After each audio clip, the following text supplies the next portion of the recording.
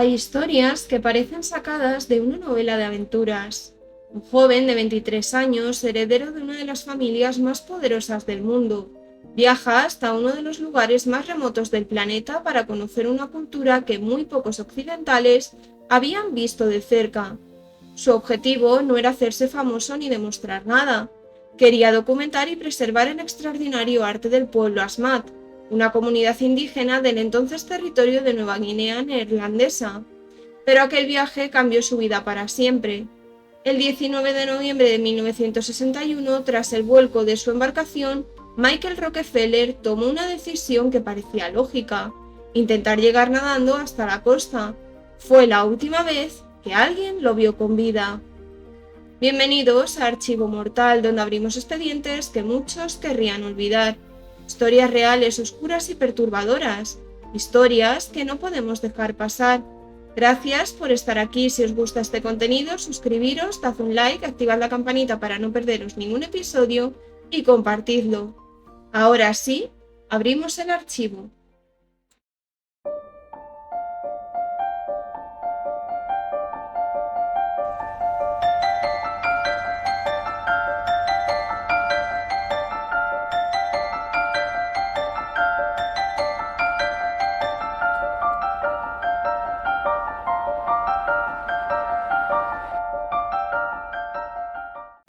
Michael Clark Rockefeller nació el 18 de mayo de 1938 en Nueva York, Estados Unidos, proveniente de una familia con mucho poder en el país, pues la dinastía, fundada por su bisabuelo John Davison Rockefeller, creó un imperio empresarial, especialmente en el sector del petróleo.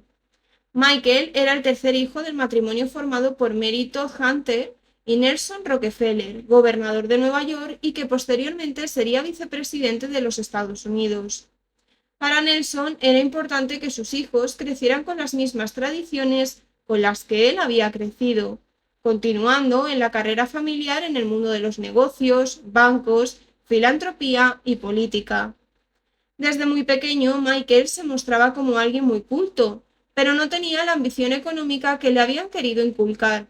Sus intereses se centraban más en la naturaleza, la historia y el arte, sintiendo una gran atracción por las culturas antiguas y las civilizaciones desconocidas. Su mayor deseo era poder recorrer el mundo y poder unir la etnografía y la arqueología descubriendo y estudiando tribus desconocidas. Sin embargo, sabía que tenía un rol en su familia. Siempre fue muy buen estudiante y se graduó con 22 años con honores en la Universidad de Harvard en 1960. Estudió la carrera de Arqueología y Economía. Tras graduarse, visitó durante meses Japón y Venezuela, países donde su familia tenía negocios y propiedades. Durante 6 meses se alistó al ejército.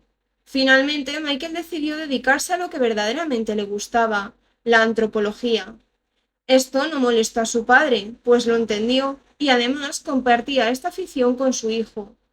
En 1957, Nelson Rockefeller fundó lo que sería el Museo de Arte Primitivo en Nueva York, el cual contaba con artefactos de civilizaciones antiguas de todo el mundo. Para Michael, su plan perfecto era conocer las comunidades nativas más impactantes del mundo, de las cuales recolectaría piezas únicas para enriquecer aún más el museo de su padre. De este modo, el joven fue documentando por medio de fotografías, vídeos y notas cada uno de sus viajes para que más personas conocieran estas costumbres. En 1960, gracias a la red de contactos que tenía, Michael pudo conocer al cineasta Robert Garner, que por aquel entonces había iniciado un proyecto con la Universidad de Harvard sobre la tribu indígena Dani, en la entonces Nueva Guinea neerlandesa, hoy en día Nueva Guinea Occidental. Michael participaría en el film documental como grabador de sonido y fotógrafo, un sueño para él, pues podría a la vez estudiar en campo abierto a las tribus de la zona. El lugar era peligroso, pues todavía existían enfrentamientos sobre las tribus, sucedían guerras tribales en las que su principal objetivo era la caza de cabezas enemigas, además de los rituales que celebraban, donde comerse a otra persona estaba a la orden del día. A pesar de esto, Michael quedó fascinado. Debido a todo lo que había estudiado, era consciente de que esa mentalidad era la que tenían nuestros ancestros siglos atrás, y por ello no paraba de pensar que tenía que visitarlos y conocer más en profundidad sus costumbres y sentirse parte de ellos. Especialmente le parecía increíble el arte que tallaban en sus rituales espirituales. Su obsesión hizo que se fijara en la tribu de los Asmat y estaba dispuesto a dejar parte de su fortuna en la artesanía de estas personas para lucirlas en el museo de su padre. Al regresar a Nueva York tras grabar el documental de Robert Garner, decidió que tenía que volver para hacer una segunda expedición y conocer más la tribu Asmat. Tenía en mente publicar un libro y organizar la mayor exposición de arte de la tribu nunca antes vista. Sin embargo, el joven tenía primero responsabilidades familiares que cumplir, y es que se enteró de una terrible noticia que sucedió cuando estuvo ausente. Sus padres tenían en mente divorciarse, algo que sin duda iba a afectar a la imagen ejemplar de los Rockefeller, que se mostraban como la familia conservadora modelo, principalmente en las campañas políticas de Nelson. Michael apoyó a ambos y cuando la separación sucedió, decidió ahora sí partir de nuevo a Nueva Guinea en septiembre de 1961. En esta ocasión iría acompañado del también antropólogo neerlandés René Wassin, que había sido asignado por el gobierno holandés, pues Michael no podía ir solo sin más, ya que el territorio estaba atravesando inestabilidad política sobre la independencia que estaba en manos de los Países Bajos. El objetivo de Michael en esta expedición era crear una mayor cercanía con la tribu de los Asmat, para estudiarlos a fondo y que los llevara a una mejor negociación o intercambio justo. Y es que, en el viaje anterior, el jefe tribal de la comunidad solo les había otorgado cierto permiso para poder convivir con ellos, tomarles fotografías y vídeos, y todo esto a cambio de ciertos bienes. Además, en todo momento debían estar bajo vigilancia, así que era difícil que Michael consiguiera elementos que la tribu utilizaba para sus rituales, pero en su mente pensaba que todo tenía un precio. Michael convenció a Wim van de Waal, un administrador holandés, para que le vendiera su embarcación, un catamarán. Allí Michael cargaría hachas, anzuelos y sedal de pesca, tela y tabaco, al que los Asmat se habían vuelto adictos, con la intención de cambiarlos por tambores, tazones, cuernos de bambú, lanzas, remos y escudos. Michael tuvo la suerte de visitar 13 aldeas y pudo intercambiar artefactos por artesanías de la tribu. Pero el 18 de noviembre de 1961 su suerte se truncó. Y es que aquel día, junto a René Wassin y dos jóvenes Asmat, que eran sus guías, Michael emprendió una travesía fluvial a bordo de su catamarán. La idea era volver para reabastecerse y partir hacia la costa del mar de Arafura, en el sur de Asmat. Aquella era una zona desconocida y salvaje, pero el sacerdote Cornelius Van Kesset la conocía muy bien, y la idea de Michael era entrevistarse con él. Mientras cruzaban la desembocadura del río Betz, las mareas y los vientos provocaron unas grandes olas que ahogaron el motor de la embarcación, que volcó. La tripulación intentó mantenerse a flote sobre lo que quedaba del catamarán. Los dos guías decidieron ir nadando hasta la orilla que se encontraba a 1 kilómetro, mientras Michael y René esperaban en la embarcación. Según algunas fuentes, Michael no quería desprenderse de las artesanías que había conseguido, y además no vio buena idea en un primer momento nadar hacia la orilla. Pero las horas pasaban y los guías no regresaban. La ayuda no llegaba, por lo que Michael y René pensaron que igual estaban solos en esto y nadie les iba a ayudar. La embarcación parecía que se hundía poco a poco y la orilla cada vez estaba más lejos. Pensaron que igual la mejor opción sería nadar, pero René no era muy buen nadador. Sin embargo, Michael sí sabía. A modo salvavidas, ató 2 bidones de gasolina vacíos a su cuerpo e intentó nadar a la orilla, una orilla que se encontraba entre 5 y 15 kilómetros de distancia. René le sugirió que no era buena idea. Él era un Rockefeller y la ayuda seguramente estaría a punto de llegar, pero Michael no confiaba en ello. Lo que el joven de 23 años no imaginaba es que solo unas horas después de haber tomado tal trágica decisión, la ayuda estaba en camino. Los guías habían llegado a la orilla el primer día del accidente, Pero entre el idioma y que aunque ese mismo día alertaron de inmediato, los barcos de rescate tardaron en llegar debido a las terribles corrientes y la falta de helicópteros disponibles en ese punto concreto en ese momento. La ayuda tardó casi 48 horas en llegar. Un helicóptero fue al rescate de los dos jóvenes. René empezó a intentar llamar su atención, pero los rescatistas se preguntaban dónde estaba Michael. Al preguntar a René, estupefacto, les preguntó lo mismo, pues el hombre pensó que lo habían encontrado al primero y por eso habían ido a rescatarlo.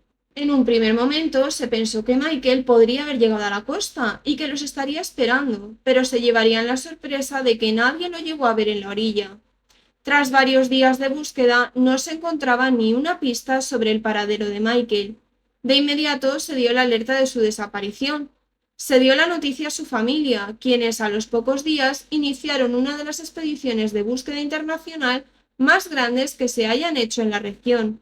Mientras decenas de rescatistas se movían por tierra, agua y aire, Nelson Rockefeller llegó a Merauke, a 240 kilómetros al sureste de la región de Asmat, junto a su hija Mary, la melliza de Michael.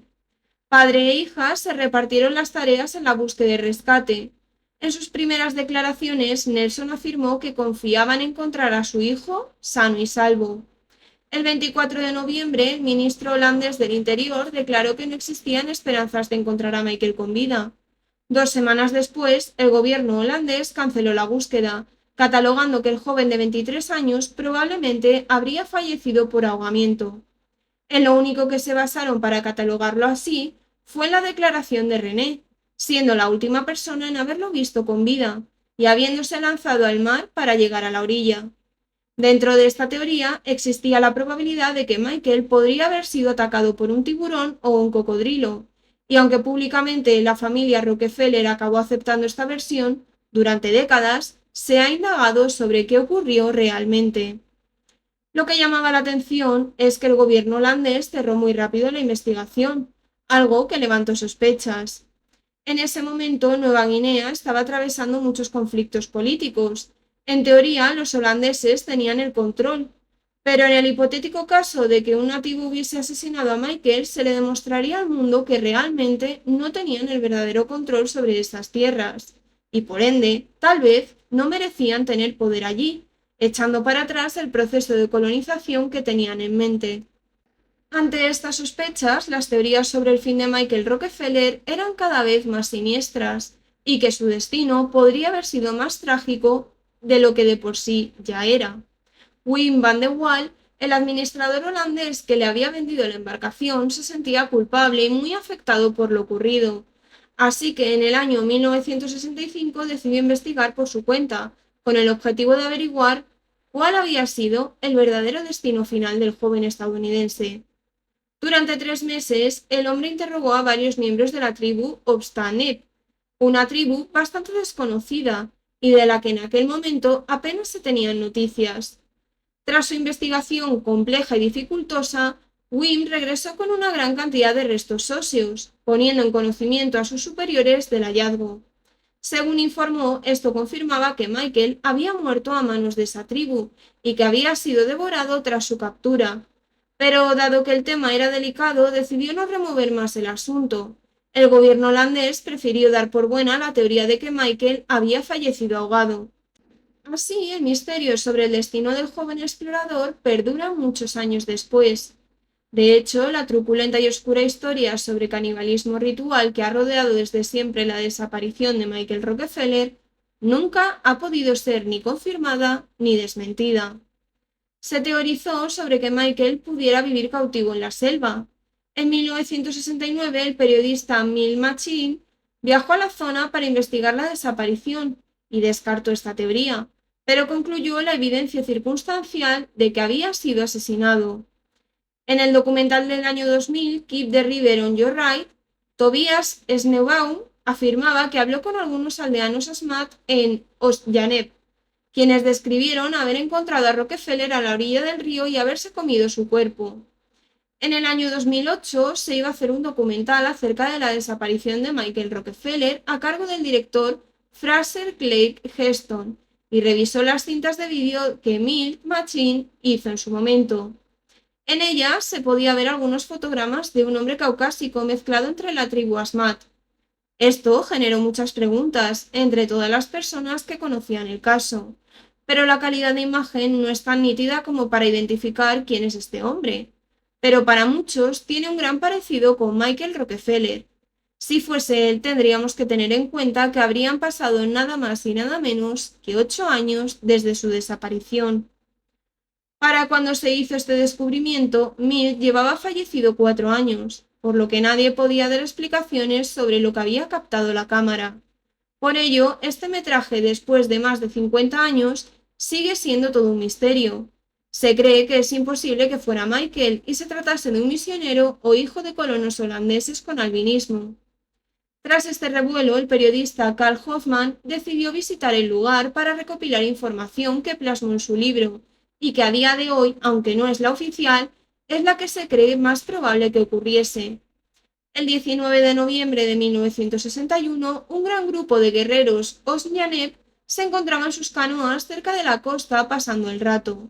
Uno de ellos vio como una figura blanca se acercaba cada vez más hacia ellos, hasta que finalmente lo tuvieron cerca. Se dieron cuenta de que se trataba del joven que previamente los había visitado, Michael Rockefeller. Estaba tan cansado que simplemente se sujetó a la canoa y los nativos lo subieron a esta. Michael se dio cuenta que estos hombres no parecían amigables como lo habían sido anteriormente, y comenzaron a realizar unos cánticos mientras se desplazaban las canoas hacia la orilla. Finalmente, uno de los nativos le clavó la lanza que poseía en su mano en un par de ocasiones en el torso. En ese mismo momento, el resto de la tribu sacaron sus cuernos, haciendo que sonaran en toda la jungla. El ritual había empezado.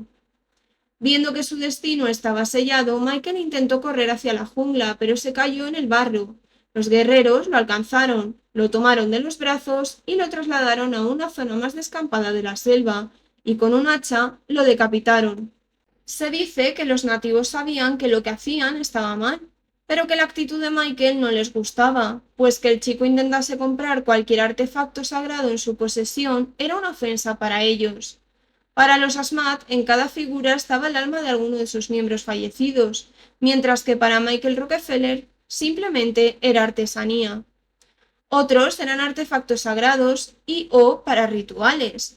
Para ellos eran artículos valiosos, pues pensaban que los protegían de los espíritus, así que pensaron en acabar con ese chico antes de que los seres del más allá acabaran con ellos. Sin embargo, se cree que el motivo principal del por qué usaron el cuerpo de Michael como ritual fue para vengar todos los abusos coloniales previos. Carl Hoffman expuso también pruebas de grabaciones, notas, testimonios y llamadas con altos funcionarios holandeses, en las que parecían encubrir el caso, a pesar de que desde 1962 la región dejó de estar bajo su control.